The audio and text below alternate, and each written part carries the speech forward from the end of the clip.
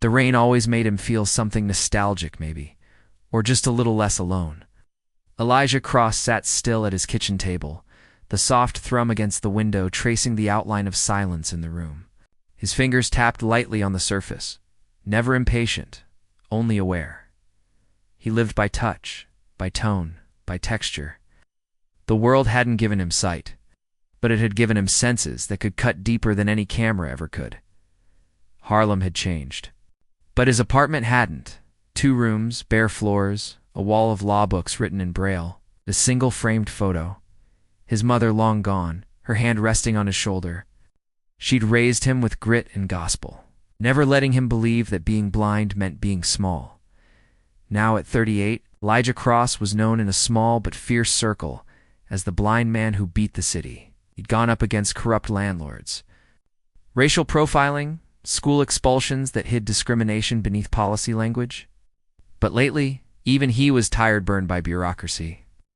Bruised by the cases he couldn't win, his phone vibrated against the table. A voicemail.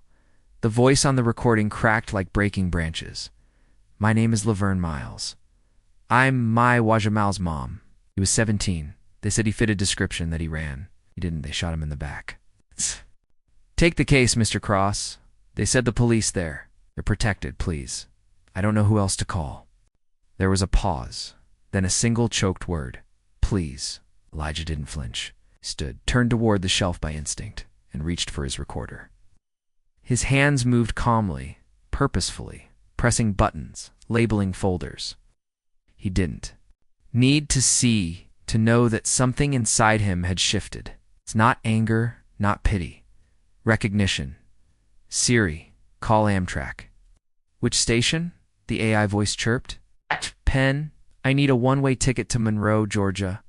The machine beeped. Outside, the rain thickened. He packed by field 2 suits.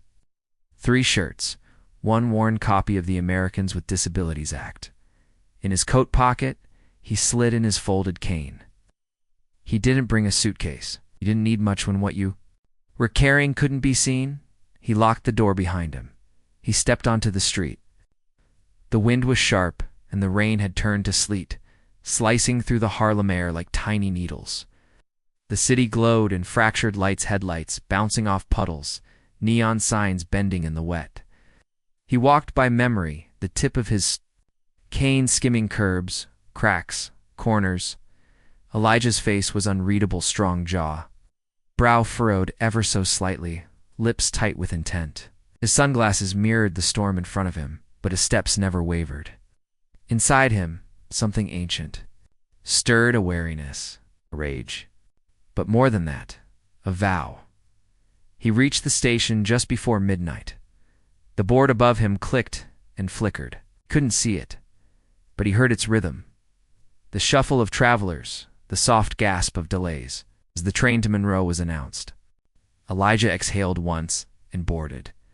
He hadn't taken a new case in 4 months, not since the Banks boy. That one still haunted him. But something about this voice, this mother, this town felt like a wound he'd already bled from, they said. The police there, they're protected. The words stayed with him as the train rocked gently beneath him, cutting through the city, the suburbs, and into a country that still hadn't learned to see.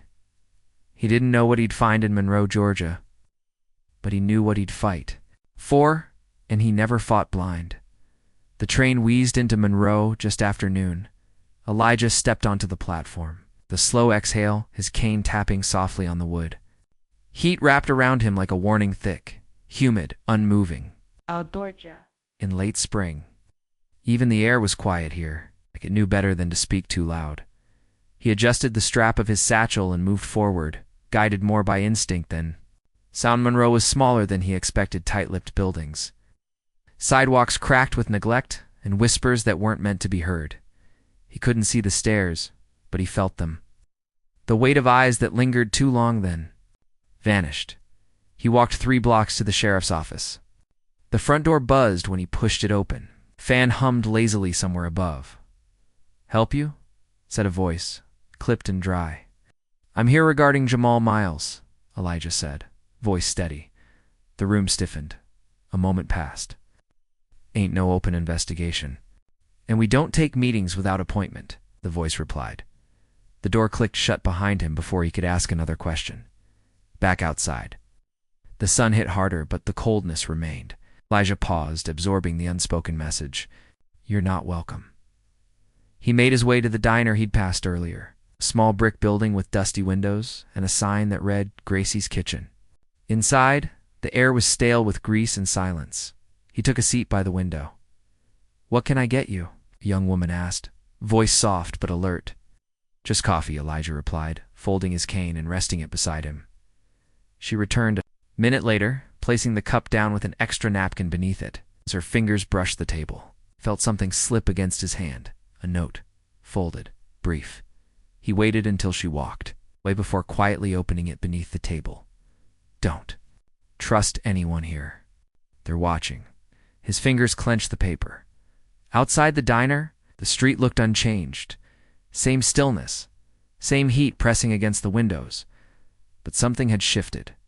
The town's silence was no longer passive. It was intentional, controlled, fear-based.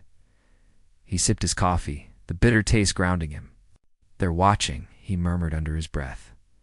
Back in the motel room that night, Elijah spread his notes across the bed. No files, no reports. Just a mother's voicemail, a folded warning, and a town that looked the other way. He turned off the lamp and sat in the dark, hands clasped tightly, listening to the creak of the building. The car that circled the block twice, tension alive in the floorboards. He'd been in hostile courtrooms, but this was different. This wasn't defense. This was denial.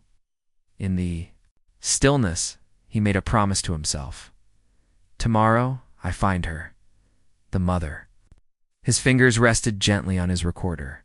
Jamal's story wasn't buried yet, but Monroe wanted it to stay that way. And Elijah. Cross had never let the silence win. Morning came heavy.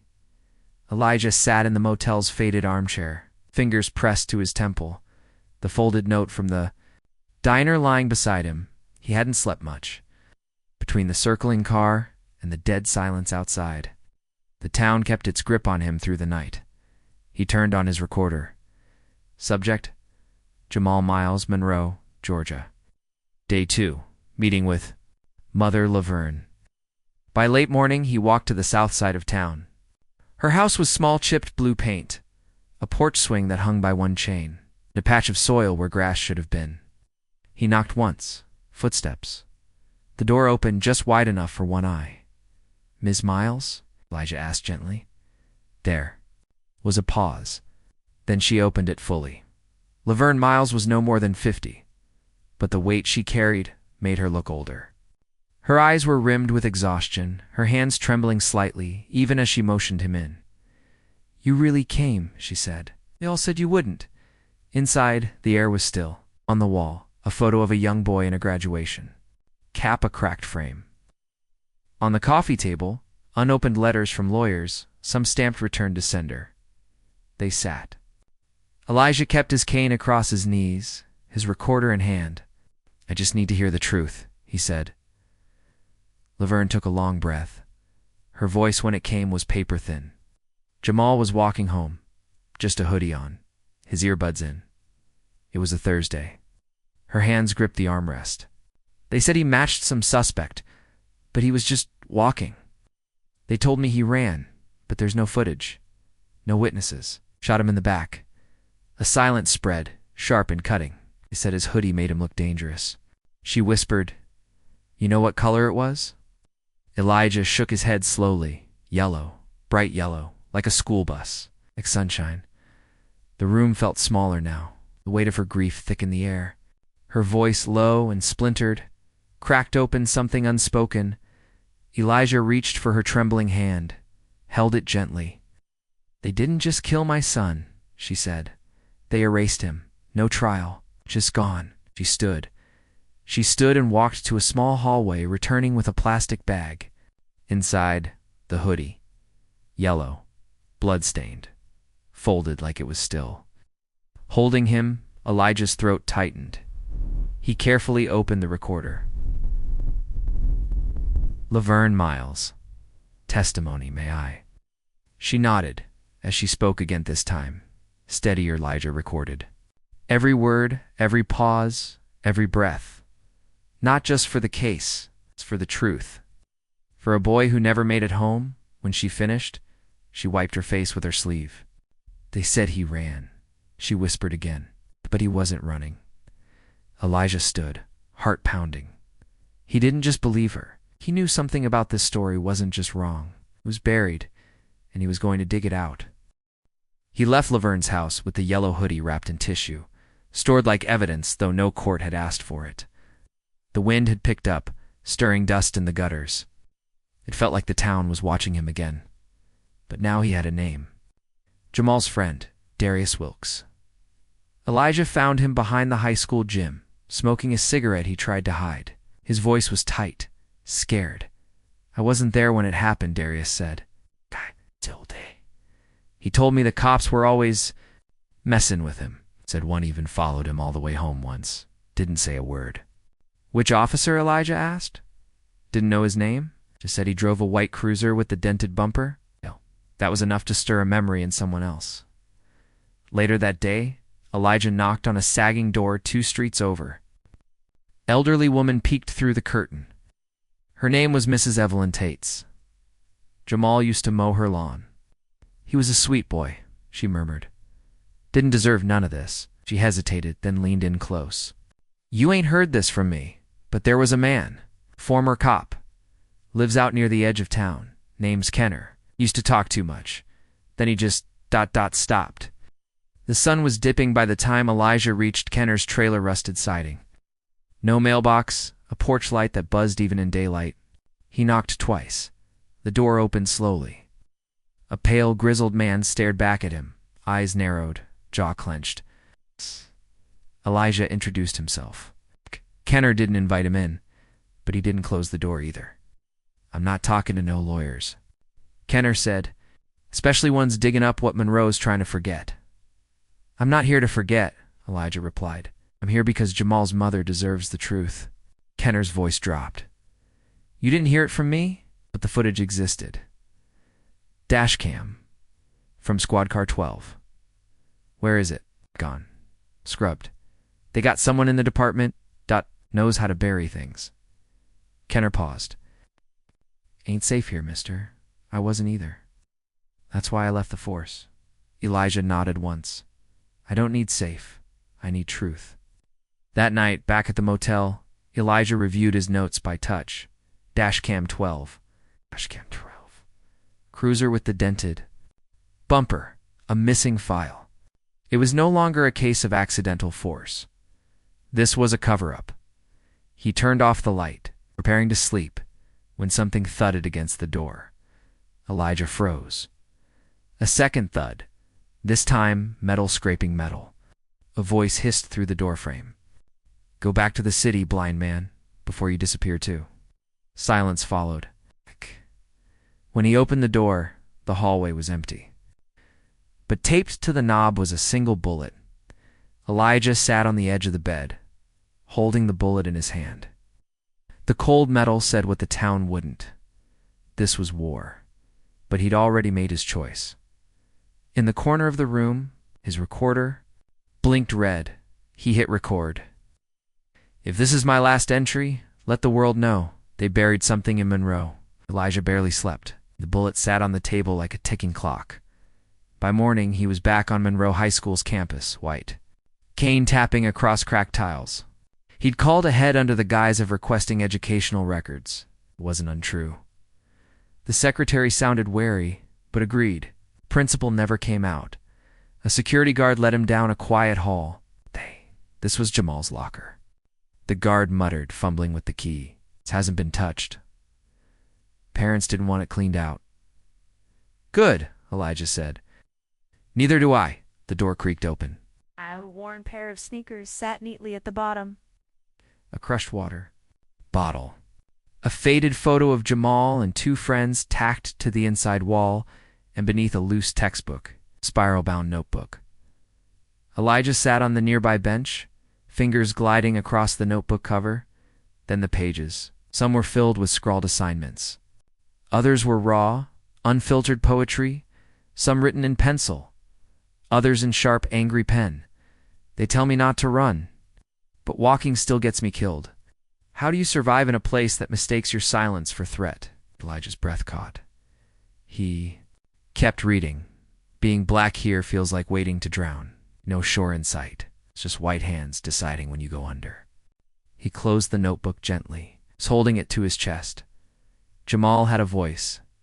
He'd been more than another name. Later, in the shade of the school's old oak tree, Elijah recorded softly. Recovered personal journal. Author, Jamal Miles. Writings. Suggests clear psychological awareness of racial tension and threat. This boy, ... he knew.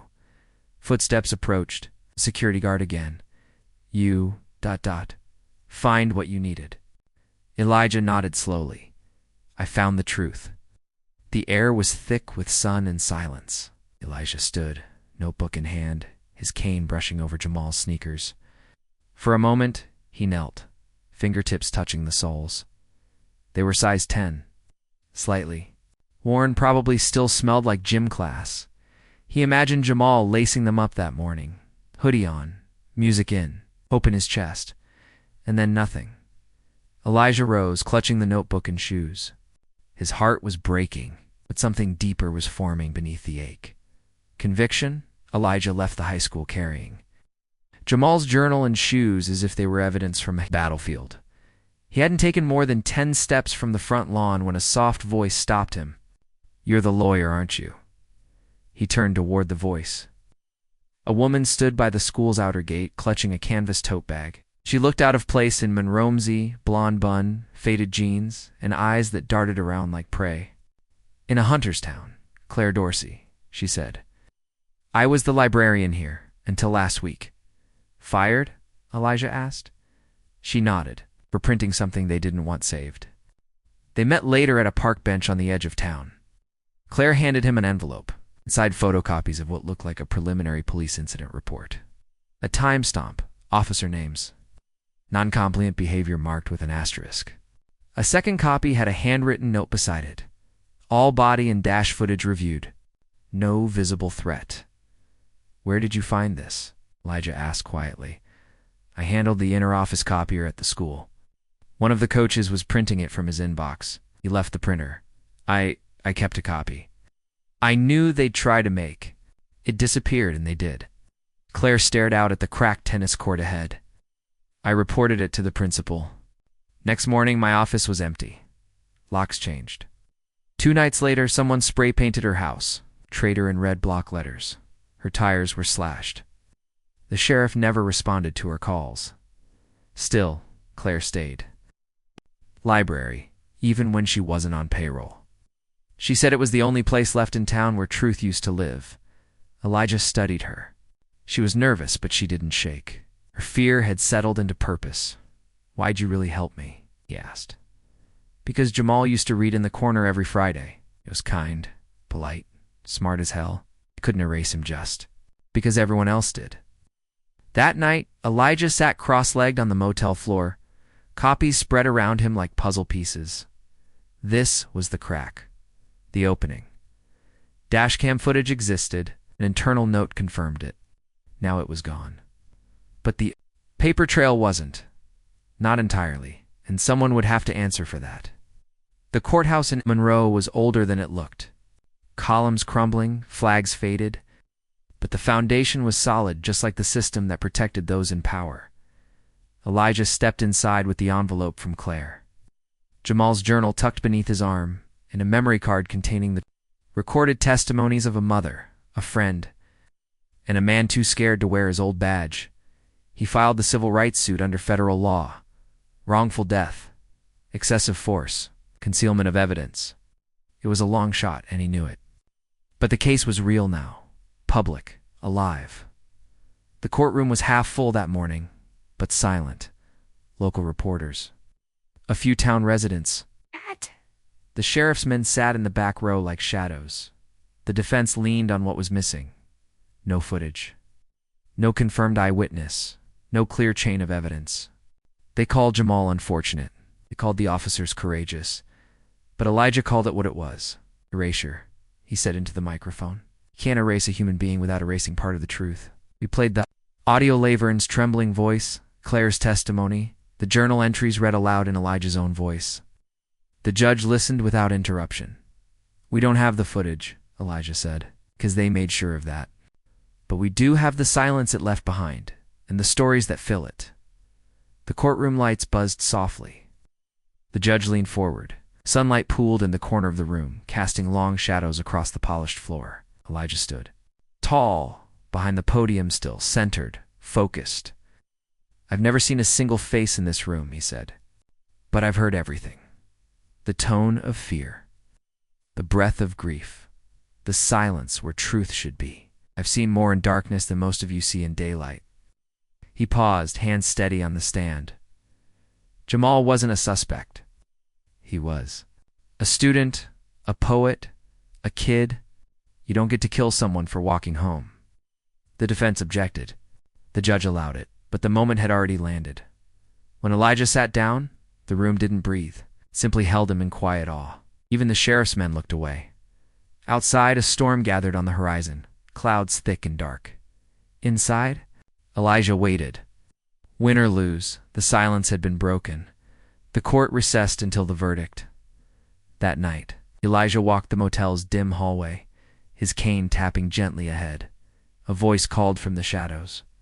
You think you actually did something? In there, he stopped, turned slightly. I know I did. The verdict came on a Wednesday.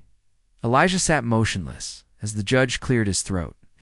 The courtroom was still, thick with anticipation and dread.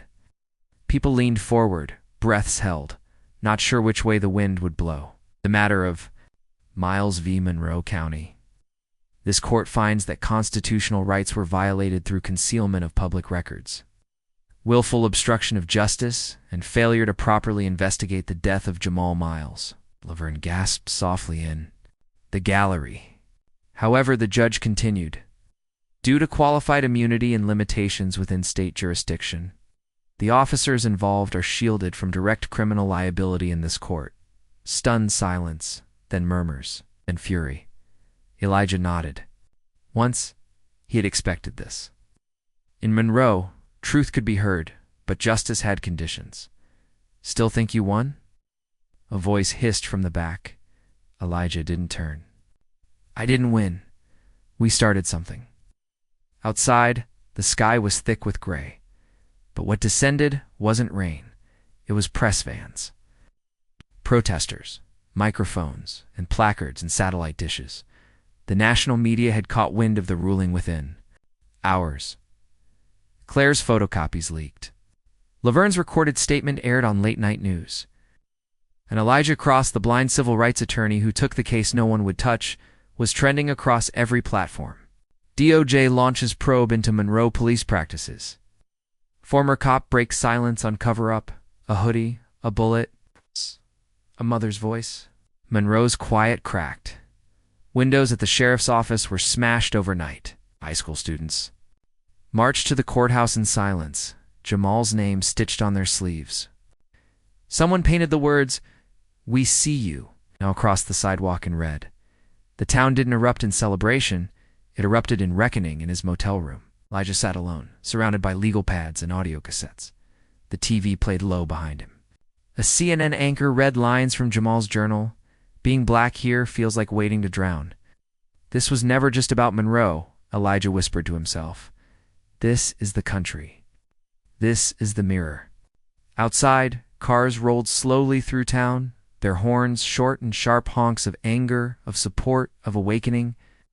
The sound filled the night. It didn't stop. For the first time, Monroe wasn't whispering. It was shouting Monroe hadn't seen. This many cameras since the courthouse was built. Every street corner bore the weight of lenses, tripods, and boom mics. Protesters marched past shuttered shops, arms linked black, white, young, old.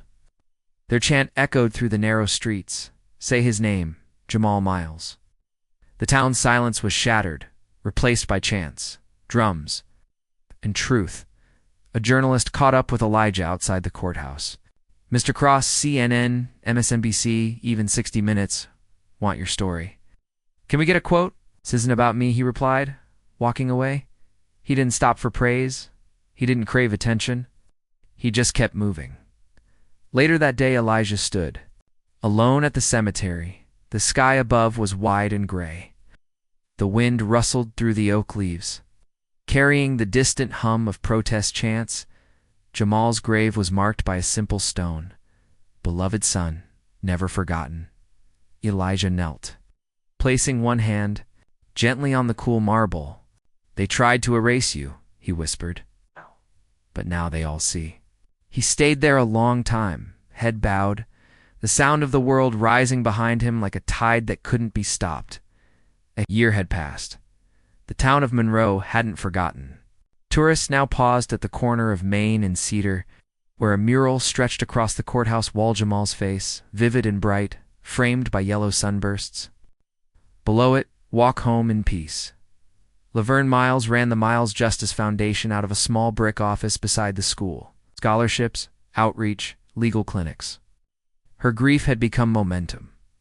Elijah Cross now stood at the front of a university lecture hall. Chalk in one hand, cane in the other. Students leaned forward, notebooks open, silence hanging with reverence. You want to change the law? He asked. Start by refusing to look away. A student raised a hand. How did you know what to do when everyone else stayed silent? Smiled faintly. Because I may be blind, he said, but I saw the truth, and I made them see it too. Outside the window, the mural gleamed in the afternoon sun, proof that justice wasn't just blind, it was relentless. And sometimes, it came in the shape of a man who saw in darkness and lit the way.